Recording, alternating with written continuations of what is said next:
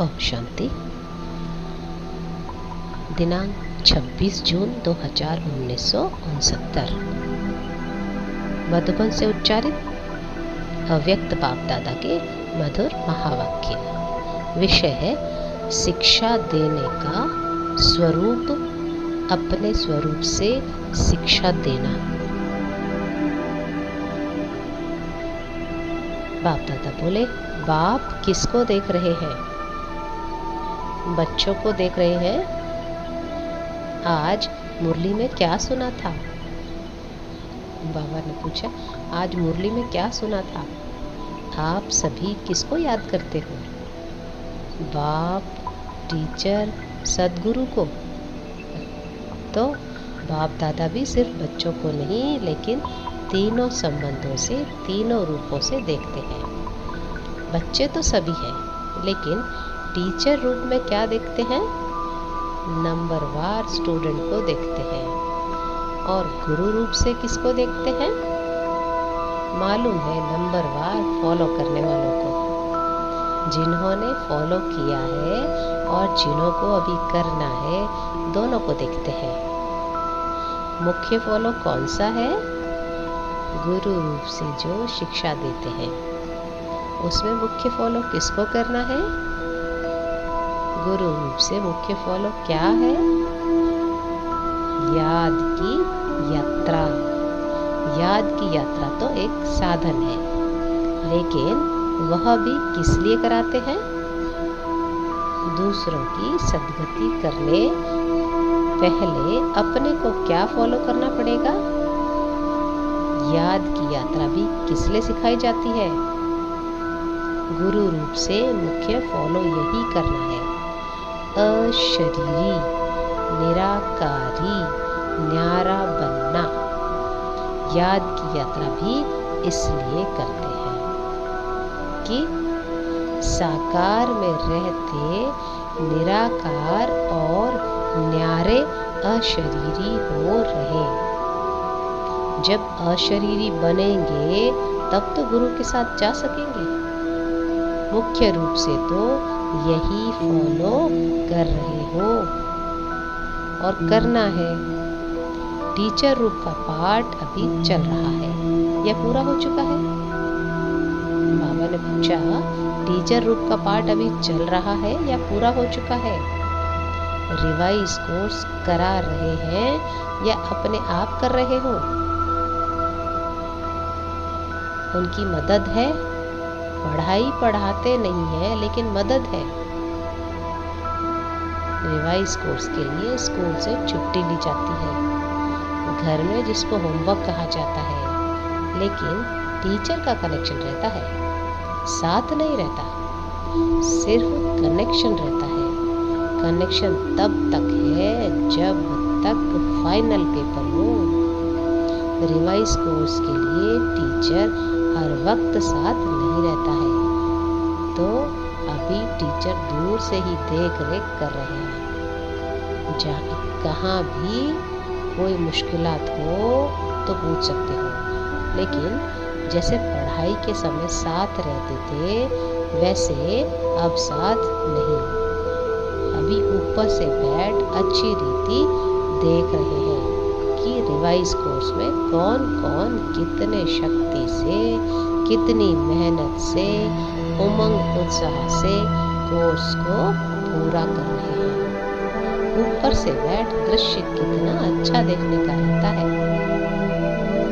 जैसे आप लोग यहाँ ऊपर यानी सदली पर बैठ देखते हो और नीचे बैठ देखने में फर्क होता है ना। इनसे भी ऊपर कोई बैठ देखे तो कितना फर्क होगा। बुद्धि बल से महसूस कर सकते हो क्या अनुभव होता है।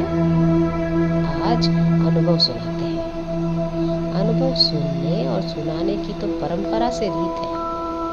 तो वतन में रहते क्या अनुभव करते हैं? वतन में होते भी टीचर का कनेक्शन होने कारण देखते हैं। कोई कोई बहुत अलौकिकपन से पढ़ाई को रिवाइज कर रहे हैं, कोई समय गंवा रहे हैं, कोई समय सफल कर रहे हैं। जब देखते हैं समय को गंवा रहे हैं तो मालूम क्या होता है? तरस तो आता है, लेकिन तरस के साथ साथ जो संबंध है वह संबंध भी खींचता है। फिर दिल होती है कि अभी अभी बाबा से छुट्टी लेकर साकार रूप में उनका ध्यान खिंचवाएं, लेकिन साकार रूप का पाठ तो पूरा ही हुआ, इसलिए दूर से ही सकाश देते हैं। बाबा जैसे साकार रूप में लाल झंडी दिखाते थे ना, वैसे ही वतन में भी, लेकिन देखने में आता है कि अव्यक्ति रस को, अव्यक्ति मदद को बहुत थोड़े ले जाते हैं, बहुत थोड़े ले पाते हैं। जो भी रास्ता तय करते विघ्न आते हैं, उन विघ्नों को पार करने के लिए मुख्य कौन सी शक्ति चाहिए? किसी के पास सहन शक्ति।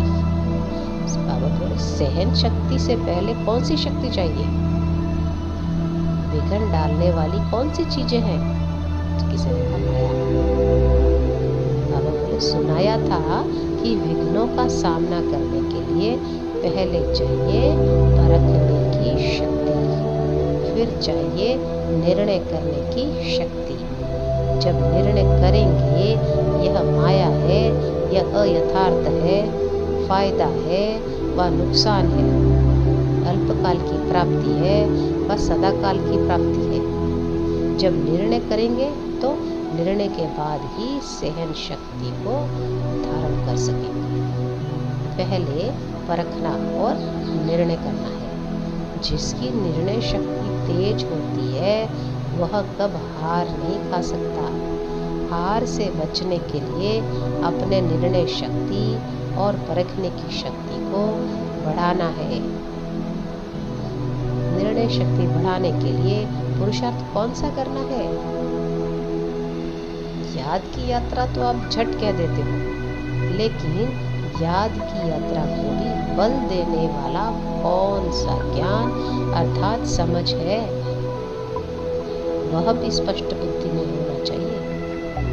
टोटल तो रखा है, लेकिन टोटल में कहाँ फिर टोटा यानी विघ्न पड़ जाता है। स्कूल में कई बच्चे एक दो को देख टोटल तो निकाल देते हैं, लेकिन जब मास्टर पूछता टोटल कैसे किया है तो मूंझ जाते हैं। तो आप टोटल याद की यात्रा कह देते हो, लेकिन वह टोटल किस तरीके से होगा वह भी जानना है। तो निर्णय शक्ति को बढ़ाने लिए मुख्य किस बात की आवश्यकता है? किसी ने कहा विचार सागर मंथन। तो पापा बोले विचार सागर मंथन करते करते सागर में ही डूब जाए तो? कई ऐसे बैठते हैं विचार सागर मंथन करने, लेकिन कोई लहर ऐसी आती है जो साथ ले जाती है।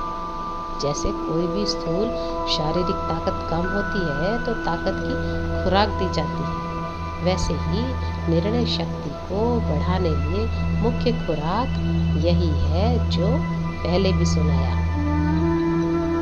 अशरीरी, निराकारी और कर्म में न्यारे। बाप दादा बोले मुख्य खुराक जो पहले भी सुनाया, अशरीरी, निराकारी और कर्म में न्यारे। निराकारी व अशरीरी अवस्था तो हुई बुद्धि तक, लेकिन कर्म से न्यारा भी रहे और निराले भी रहे तो जो हर कर्म को देख कर के लोग भी समझे कि यह तो निराला है, यह लौकिक नहीं अलौकिक है। तो निर्णय शक्ति को बढ़ाने के लिए यह बहुत आवश्यक है। जितना बातों को धारण करेंगे उतना ही अपने विघ्नों को भी मिटा सकेंगे, और जो सृष्टि पर आने वाले विघ्न हैं उनों से बच सकेंगे। शिक्षा तो बहुत मिलती है, लेकिन अब क्या करना है? बाबा बोले शिक्षा स्वरूप बनना है।